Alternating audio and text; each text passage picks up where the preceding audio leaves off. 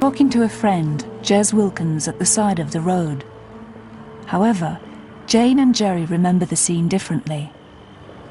See, I think you were about here. And I think you were standing like that, and Jez was there with his pram pointing down that way. Because I think if you'd have been looking at me, because I would have said something, because I would have said about, because Kate had been moaning that you'd been gone a long time watching the football. I'm almost certain that when I came out, I came over and he was here, and I was like that.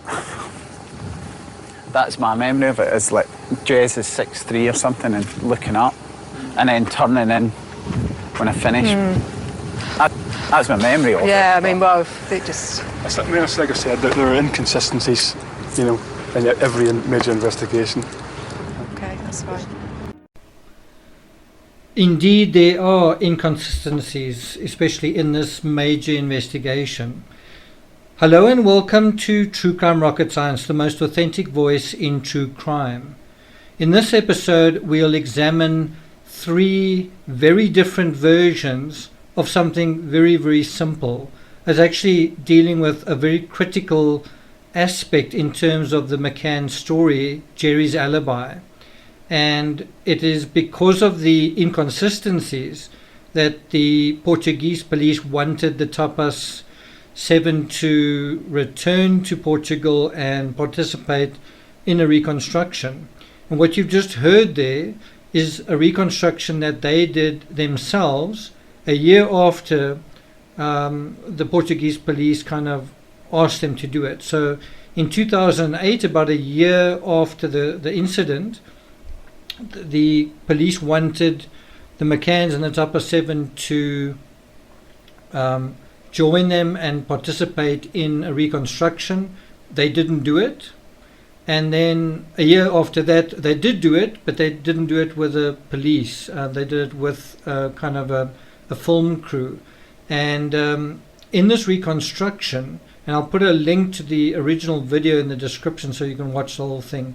But in this reconstruction, you essentially have 3 different versions.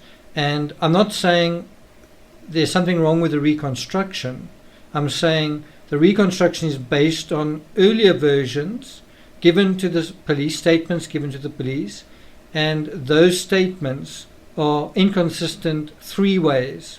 So what we're going to look at is we're going to look at Gerry Wilkins' statement, that's Jez Wilkins, separately. We're going to look at Jane Tanner's statement separately. And then we're going to look at Gerry's statement separately and see what the hell is going on here.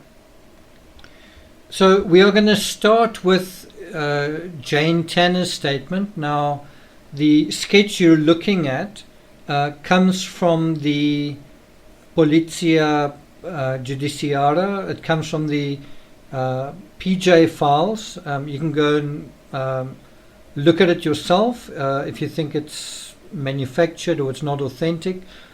Just Google Jane Tanner PJ files and you'll find it. If you look carefully, if you look closely, the sketch is sort of watermarked with the Ministerio, the official watermark for the PJ files, right? Now, when I look at the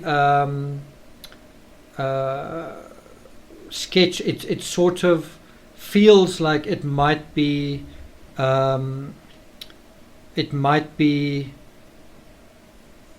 penned by Jane Tanner. It sort of has a sort of a feminine feel to it, but whether that's the case or not doesn't really matter. The sketch refers to what Jane Tanner said to someone, and that is sort of referred to as, this is a sketch of her version of events, right? Now, the reason why I think it could be Jane Tanner having made the sketch is, first of all, she was in marketing, kind of in advertising. people in those industries do often do sort of little mock-ups of ads or whatever, but more particularly where the if you look closely at the sketch, at the number 4 she says me, and then below that she has a little asterisk, and that's for Gerry and for Jez. So it's hard to imagine she would, if she was not the author of this sketch, that somebody else would write me there. If it was someone else who'd made the sketch. Does that make sense? So the fact that there's a me there by the number 4 does feel like it's something that Jane Tanner did. I don't want to get bogged down in who made the sketch. I want to get bogged down in what we see in Jane Tanner's sketch, and it's quite self-explanatory.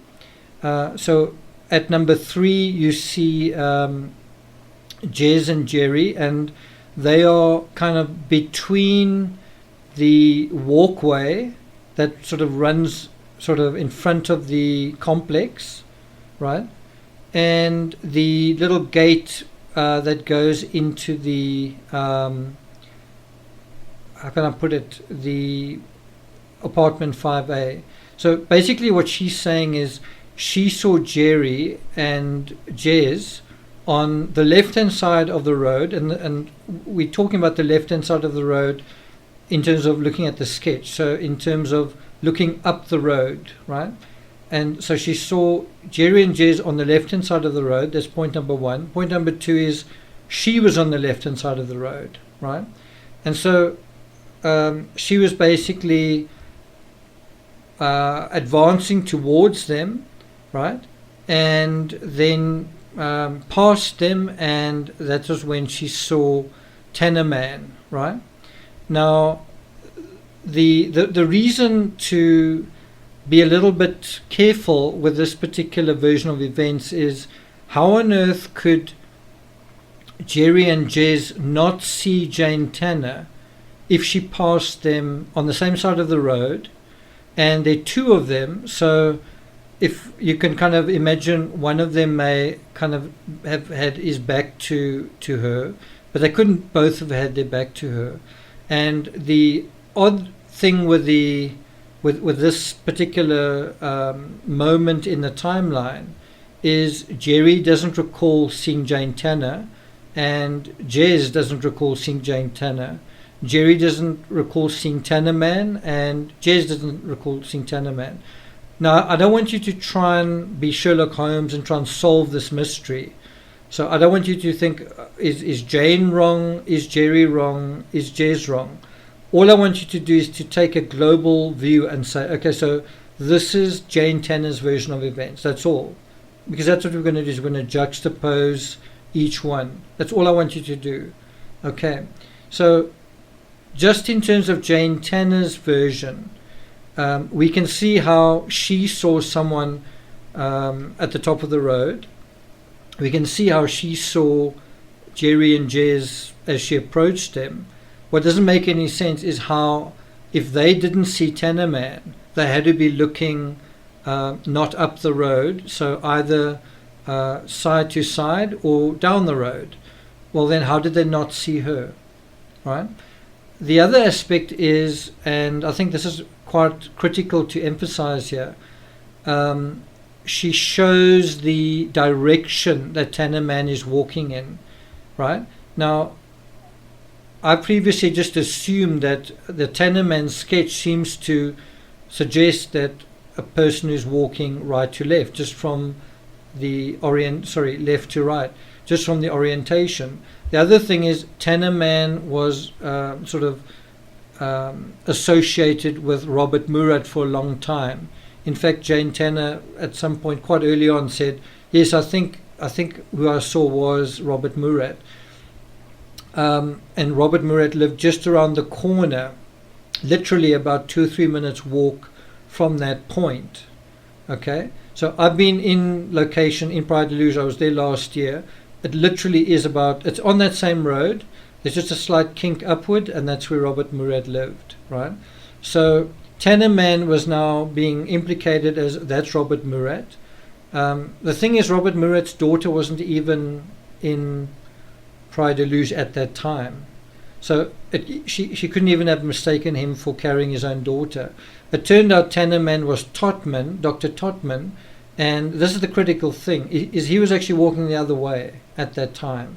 He was walking from the creche across the road from right to left. And he put up his hand and he said, "Who you saw was me." So one thing we can say for sure is Jane's recollection in terms of what she said to the police of a man walking from the left to right is inaccurate. He was walking from right to left. Again, I don't want you to focus too much on the detail. I want you to focus on where Jane said she was standing and where Jane said she saw Gerry and Jez standing and talking. And basically, the only thing I want to emphasize here is it's on the left-hand side of the road. Okay. Now we're going to deal with Jez Wilkins or Jeremy Wilkins. He also made a couple of statements to the police. And of course, he was a tennis partner of Gerry McCann. He played tennis with him earlier that day, and they also had this encounter on May 3rd. Now, before we get to the sketch that's associated with Jez, let's just orientate ourselves with the actual outlay of the street. So what you see there is the black arrow pointing to the tapas bar. There's actually an error on this map, which is a Google map, and the error is the road that is going from the bottom, close to that black arrow at the bottom right corner, to the top, right, where it says Rua Agostinho da Silva, right, that's the road at the top going behind the apartment complex. So the road that goes up ascends to the road at the top, meeting it at a kind of T-junction, is Rua Francisco Gentil Martins, right? It's not that road, that it's not the way that it is indicated in this little screen grab from Google Maps. Rua Francisco Gentil Martins is the name of the road that is going upwards, okay?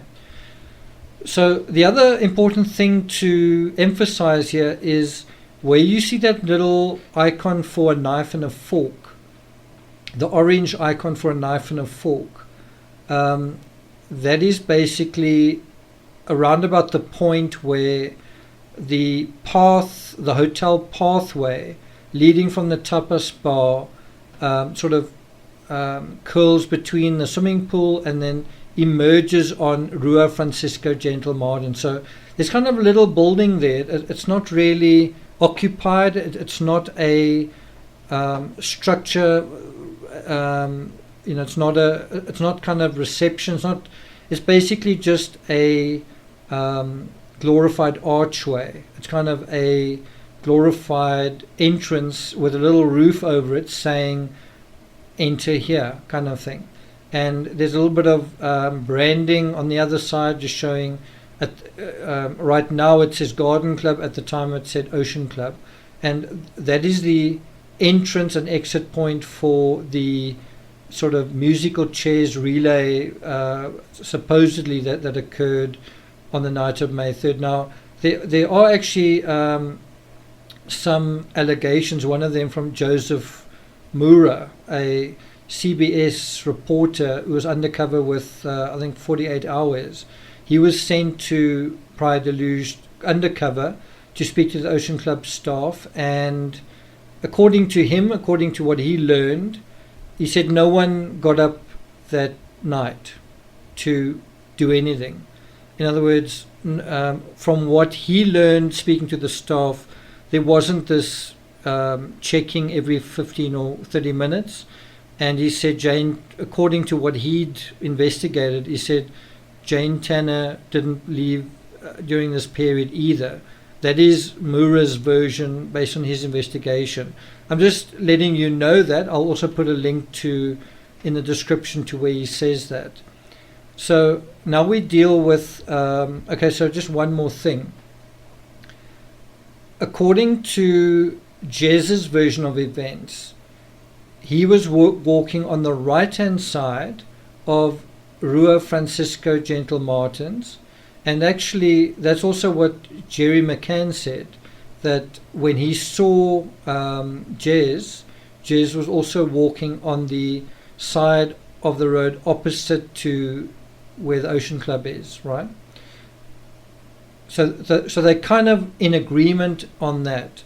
So on this particular issue, on what side of the road Jez was and Gerry was, there's not agreement between the two of them and Jane Tanner. But there's a little bit of a concession I've got to make here in terms of Wilkins's testimony or Wilkins's statement, because what Wilkinson said, Jez Wilkins, what he said was when he saw Gerry, and he said he sort of saw him pretty much at the gate of the downstairs apartment, 5A. When he saw him at the gate, he crossed the road, Jez crossed the road, and kind of met up with Gerry right by that gate. So he kind of places himself and Gerry sort of slightly, I guess, a little bit higher up than what Jane Tanner does, but it's kind of not much of a muchness. It's sort of the same ballpark area, right? From what I understand, but I could be wrong, Jane Tanner just sort of sees them talking there or standing there. She didn't see anyone crossing a road. When she sees them, they are static and they're in a kind of a specific position, right? So Jez also says he didn't see Jane, and he also didn't see Tannerman. He didn't see the guy at the top of the road. So that is basically Jez's version of events. So what I'm going to do now is I'm going to first of all put up a picture that I took last year, which just shows you the view directly opposite that entrance or into the Ocean Club where you'd go into the tapas restaurant, and what you see from that point. And what you see is the both sides of the road, and you can see it's quite a narrow road. There's not much going on. There are not a lot of cars parked on the road. It's usually like that. There are not a lot of cars parked on the road. There's also a little parking lot in terms of the viewer, in terms of the camera viewpoint, behind the camera and to the right. There's a little parking lot there, and then there's another much bigger parking lot slightly further back to the left. So there's also no reason to park on this particular road. And so what you kind of have is almost a length of wall, of perimeter wall, going up quite sheerly, like almost like white cliffs on both sides, and kind of in parallel, right? You've also got that light that is there. It's quite clear to see, and that is the scenario. And so it's really a question of what side of the road were they on, the left side or the right side, right? And bear in mind, if there are two people talking to one another, where could you be positioned that you wouldn't be able to see the front of the road? And the only kind of situation you could really have is where two people are facing one another, the one looking up the road, the other one looking down the road, and the one looking up the road can't see past the person that's in front of him. And that happens to be Gerry's version of events. Anyway, I'm just gonna play you the audio clip again to get Gerry's version of this particular moment in the timeline. About Because Kate had been moaning that you'd been gone a long time watching the football. I'm almost certain that when I came out, I came over and he was here, and I was like that. That's my memory of it, is like Jez is 6'3" or something and looking up, and then turning in when I finished. That's my memory of it. Yeah, I mean, well, it just... Like I said, there are inconsistencies. I'm not going to identify the guy who's talking about, oh, it's just absolutely normal that we have inconsistencies in a major investigation. Instead of actually trying to investigate what's going on and try and figure it out, he immediately, number one, accepts that the versions are completely different, and he kind of almost congratulates them, like, oh, this is perfectly normal. It's perfectly normal. Let's just kind of forget about it. What's quite interesting as well, and you can play back the audio a couple of times if you like, and you can also look at the images if you like, and you can play back the original video, but what you'll notice when you play it back a couple of times is the levity that's going on. So this is a reconstruction. You actually hear Jane Tanner kind of laughing when she says, if I'd seen you, I would have asked you about why you took so long or something like that. And then she laughs. And then just as she's talking about him taking quite a long time when he did his check, Gerry kind of interrupts her and steps forward. And there's a moment where a flash goes off. You can see that quite clearly in the original video. And then when the flash goes off, you can actually see Gerry's smiling, Jane's also smiling, and the guy behind Gerry is also smiling. And you kind of got to ask yourself, what's the joke? You're doing a crime scene reconstruction at a critical point in this thing, but it's all a bit of a joke, isn't it? It's kind of funny. And the funny thing really was that Tanner Man turned out to be a joke for 5 years. So maybe it was quite funny. Maybe it was a bit of an in-joke.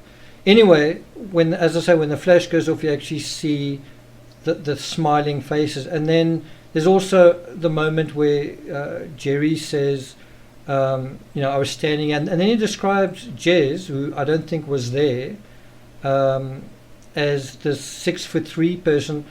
And you've got to wonder, why is he describing the size of this guy? Like, what's that got to do with anything? And I'm assuming the reason he's describing this very tall person is because this very tall person is kind of blocking his view. So while he's talking to this very tall person, he doesn't see anything else. He doesn't see Jane, and he doesn't see sort of the other side of this person. He doesn't see Tanner Man, right?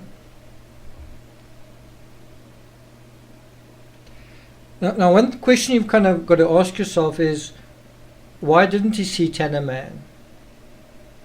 Is it because he just didn't see him, or is it because, well, can you imagine if 5 years into the investigation, it turned out Tanner Man was Julian Totman, which it was, but multiple people said they'd seen this abductor? There'd be a little bit of a funny thing, like, wow, didn't you recognize the guy that you played tennis with? Right? I'm just saying, if he'd seen Tanner Man, and also if Jez had seen Tanner Man, because Jez was also, they were all tennis partners. Do you see what I'm getting at? So in any event, what's really interesting is Jez's version is that he crossed the road to talk to Gerry, and Gerry's version is that he crossed the road to talk to Jez. I think it's a mistake for investigators, detectives, the police. I think it's a mistake for them to say, okay, what really happened here? Is Jane's version the more accurate version? Is Jez's version the more accurate version? Is Gerry's version the more accurate version? I think that's a mistake, that line of thinking. I'll tell you why. I think the bottom line isn't, the bottom line has got kind of nothing to do with any of the three versions, if that makes sense. So in other words, juxtaposed next to each other. All three versions contradict one another. As I said, Jane puts them in a certain position. Gerry puts himself in a different position, completely different position, and Jez puts himself also at a kind of a slightly different position as well. But the biggest difference in all the positions is obviously Gerry's. Again, I don't want to try and investigate this like Sherlock Holmes to say, okay, of the three of them, this version is actually accurate. I think the Sherlock Holmes solution to this is that what you're dealing with is three inconsistencies. That's what you're dealing with. And I also think the Sherlock Holmes solution to this is a question. And the question is, did it really happen? Were these three people in the street the way they said they were, when they said they were? It's a question. And you might not like the question. You might say, well, that's not very satisfying.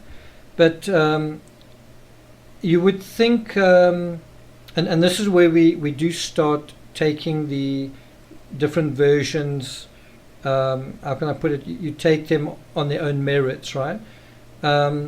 If you consider that, frankly, ridiculous statement that one fellow made, where he said, oh no, we have consistencies all the time, it's really not it's not unusual. This is quite a simple question, and the simple question is, what side of the road were you on when something critical happened? It's a very, very simple question.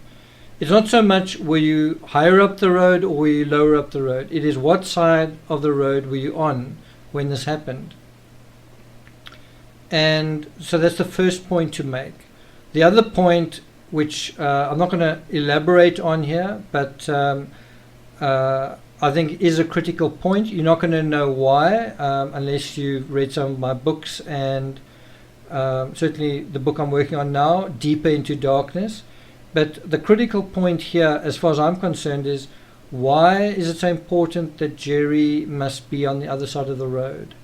And I don't think the answer is so that he can see Tannerman or that he can't see Tannerman. I don't think it's got anything to do with that.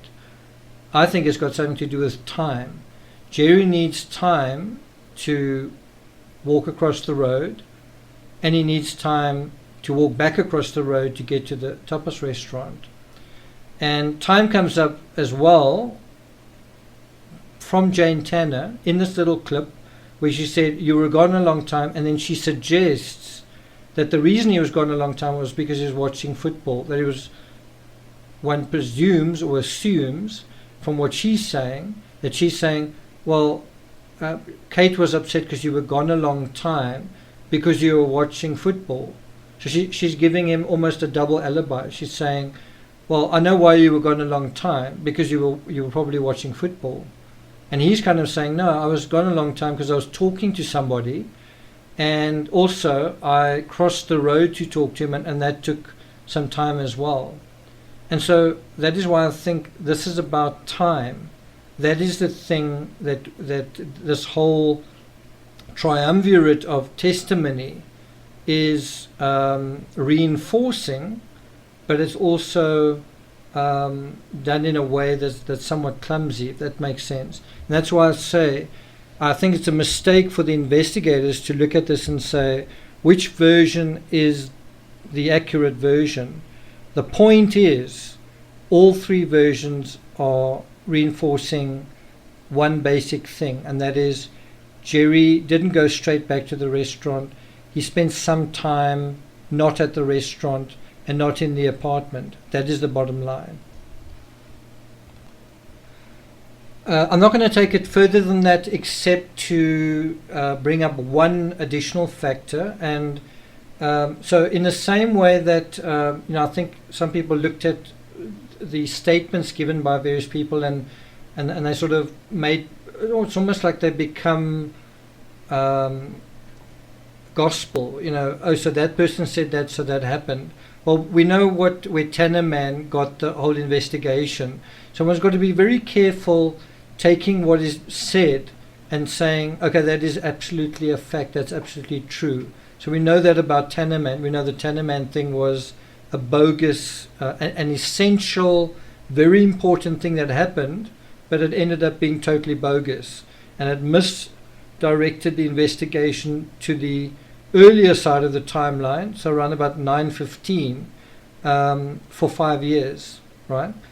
The other thing, which I think is really interesting, is it's been repeated over and over again, and it's quite interesting with public relations and also with politics, but also with true crime. If you say the same thing over and over again, it kind of becomes the truth, right? You just say it again and again and again, and eventually it becomes the truth. And it becomes recognizably, demonstrably the way people know certain things. And now I want to deal with a very obvious aspect in terms of the truth of the McCann case. And that is this notion that, and this is really important, the door on the opposite side to where the tapas bar was looking at the facade of the complex, that the door on the opposite side was locked, right? So in other words, the apartment 5A was secure on the side facing away from the tapas restaurant. Are you with me? Now the door facing the tapas restaurant, basically the patio door, I don't want to call them front door or back door, I just want to call it a wooden door and a glass door. So the wooden door was locked by the car park. On the other side, the side opposite to where the tapas bar was, on the side where the tapas bar was, the glass door, that door was unlocked. So now you have a situation where, okay, so the one entrance is secured, the windows are also locked, secured, shutters down, but the door on the other side isn't locked. And now you have a situation legally of potential negligence, or where you could have a situation where by not locking the door, and there really was an abductor, someone's responsible for what happened to Madeleine, right?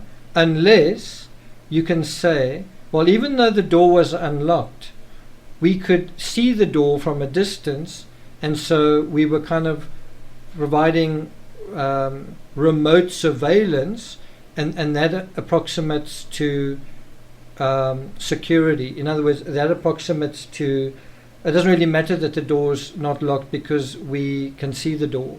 And that was the version that Gerry gave the police. He basically said, well, we could see the door from where we were, right? Now when you check that statement, when you say, okay, can you actually see the door from the tapas bar? And the answer is sort of. The answer is you can sort of see the balcony, and the balcony kind of has bougainvillea over it and kind of, what's the word, foliage and so on. And then you can kind of see the top of the alcove. Can you actually see the door? Can you see the handle of the door and that kind of thing? And the answer to that is, well, at the tapas, when you're at the tapas restaurant, you are lower down relative to the door and the apartment. So you're looking down, and what you can see is maybe the top of the door or the top of the patio area. So effectively what you are able to see are fragments of apartment 5A. And because the tapas 7 or 9 are a group, you could sort of argue that between the whole group, they were remotely, how can I put it, they were remotely providing security to their brood, and they were also running around like a relay race, intermittently checking on their children, and that was a kind of ongoing security net or layer as well. So all I'm trying to do with that particular explanation is the same thing that I mentioned earlier, whereas you don't want to look at the three versions of events from Jane, Jez, and Gerry and say, well, which one's actually right and what's actually going on here. What you want to know is, what are all of them, so first of all, we see inconsistencies, and that's a problem, but what are all of them kind of reinforcing in one another? And the answer is time. How much time Gerry spent between the apartment and the restaurant. So how much time Gerry spent not at the restaurant and not in the apartment. Okay? And in the same way, when we're thinking about this distance, how far was it to the apartment, that's actually a legal question that's got to do with was there neglect? Did they exercise reasonable care to secure the apartment? In other words, were they providing a safe home, a safe situation for their children? And by saying, well, I can actually see I can see the door from where I am, so it's not necessary to lock it, means you are, in a legal sense, arguing that aspect has been addressed. Does that make sense? Okay, so I'm not going to take it further than that. If you found this analysis interesting, please subscribe to the channel, like, share, leave a comment. I'm working on a narrative called Deeper into Darkness, which deals with aspects of time and other practical issues. On Patreon, I'm putting up a advanced access to that book as an audio book. So you can go and have a look at that. I think it's $5 on the $5 tier. There are also a lot of other books on the same tier that you can listen to after that or instead of that. And then coming soon in June is a book I'm working on, Laurie Vallow, Cult Figure, just dealing with this incredibly high-profile case that's got everyone talking about it. How many victims are there? Are there 6? Are there 7? Are there half of that? What is going on? So I'll also be providing a little bit of coverage on the Laurie Vallow case on this channel, probably over the next few days. Thank you for listening. Stay safe. Keep that social distancing, safe as well. And I'll see you guys next time.